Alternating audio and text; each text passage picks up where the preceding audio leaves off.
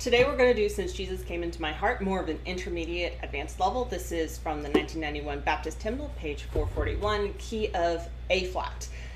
You can use the over 50 left-hand patterns, but know that they're all in the key of C because it's a free download, and you'd have to transpose them. If you have the 140 left-hand patterns, I've been getting some questions about how to pair different left-hand patterns with different hymns, and so I'm going to go to left-hand patterns in 4/4 A flat major. So I'm actually going to skip through all of these nice flowy eighth note ones because Since Jesus Came Into My Heart is more of an upbeat one.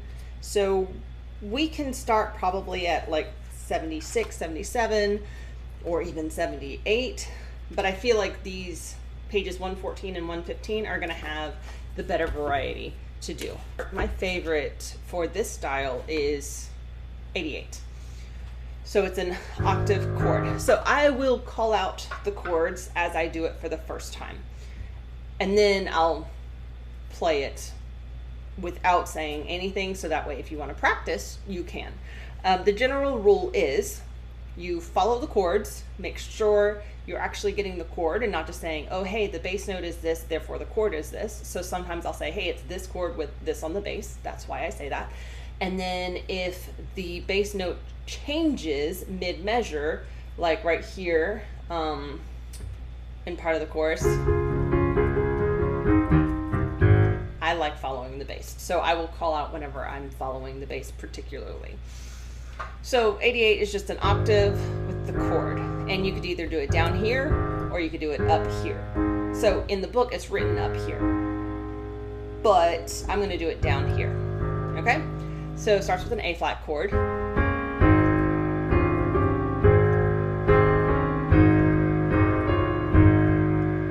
C is on the bass, so I'm going to go ahead and do that, then D flat,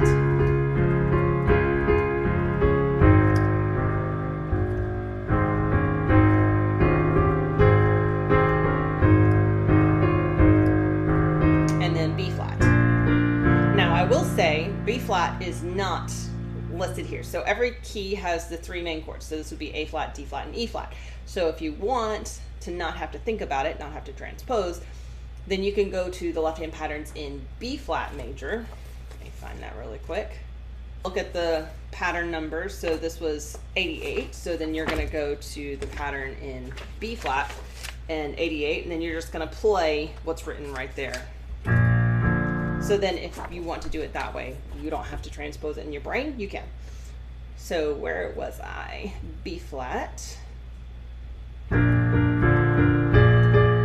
then bass. And then right here, it starts out with an E flat, but then because both the tenor and alto move up to an A flat and C, then you're gonna come in and play an A flat chord, and then back to E flat. All right, so I'll do that one more time. So it's an E flat bass with an A flat chord, and I'm doing an inverted. Let me do it not inverted. E flat chord, A flat chord, E flat chord, then back to A flat. Follow the bass with a C, D flat. Follow the bass.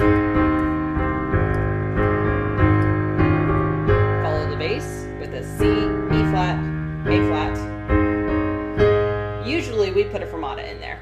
Then you're going to follow the bass with a D flat. Then here's an E flat on the bass, but it's an A flat chord. So either play the inversion or play the root chord. Now it's an E flat chord. Yeah. So E flat bass, A flat chord. E flat bass, E flat chord. Okay, I will play the whole thing without interrupting talking, so if you want to practice it, you can.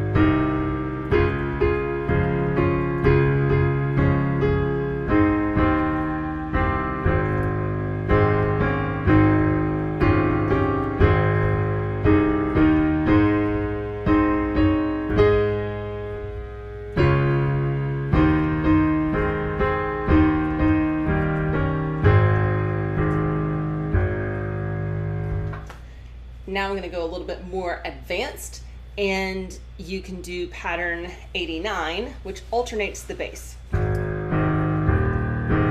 Okay, and then in my right hand, four-note chord.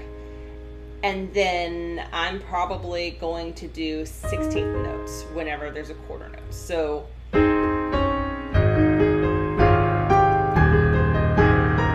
this one actually might sound better with just plain octaves in your right hand instead of the full chord.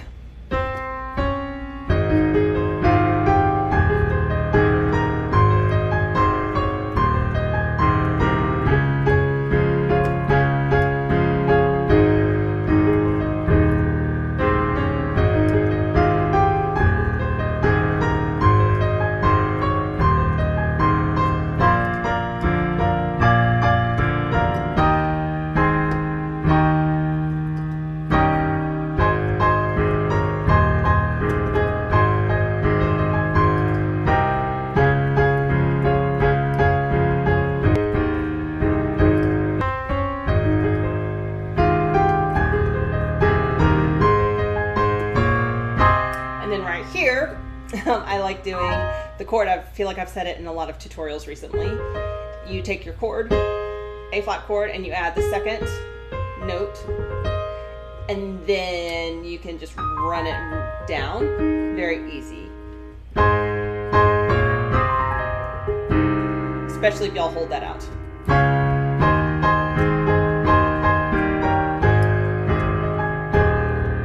And then you would go straight to the next verse. Okay, so I kind of did a mix of octaves with the chords in my right hand whenever I didn't have room to repeat the pattern, and then plain octaves with filling in the chord whenever it had stayed on the same chord for quarter note. I'm going to show you one more pattern just because I feel like it. So you take this and you do the outer octave, then the inside notes. Okay, this is for the four-note chord. And then for this one, a really good pattern is, let's see if I have it in the book. If not, I'm just going to teach you a new pattern. Okay, I do not believe this pattern is in the book. All right, so you get a bonus, not in the book. Maybe one day I'll do an updated version. So you're going to take just the octaves, and you're going to alternate the bass. And the reason we're doing that is an A flat chord. And so you're starting with the A flat as your bass, and then you're moving to the fifth of the chord. So it's the same thing as doing the octave, chord, alternate bass chord. You're just not having the chord in between.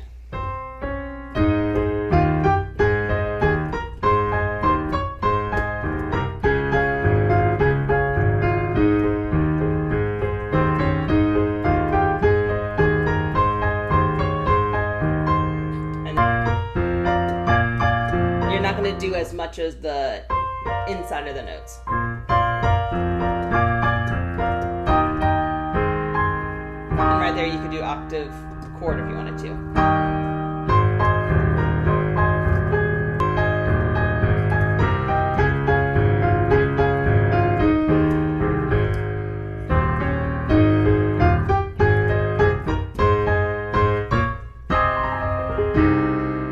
Right there, didn't know I was going to do this until I did it. Follow the tenor note in my bass. And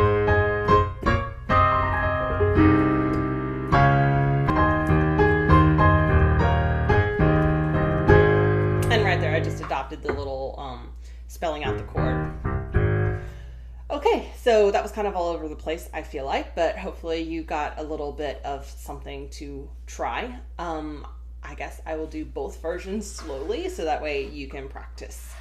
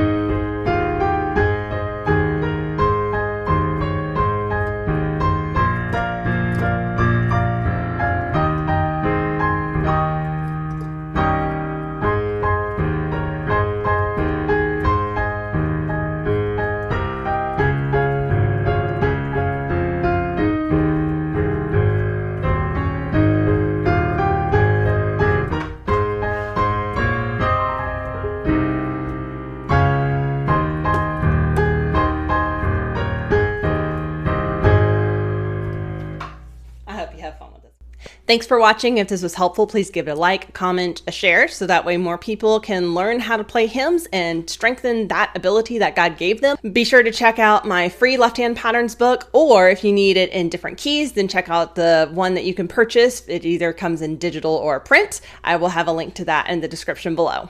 Have a blessed day.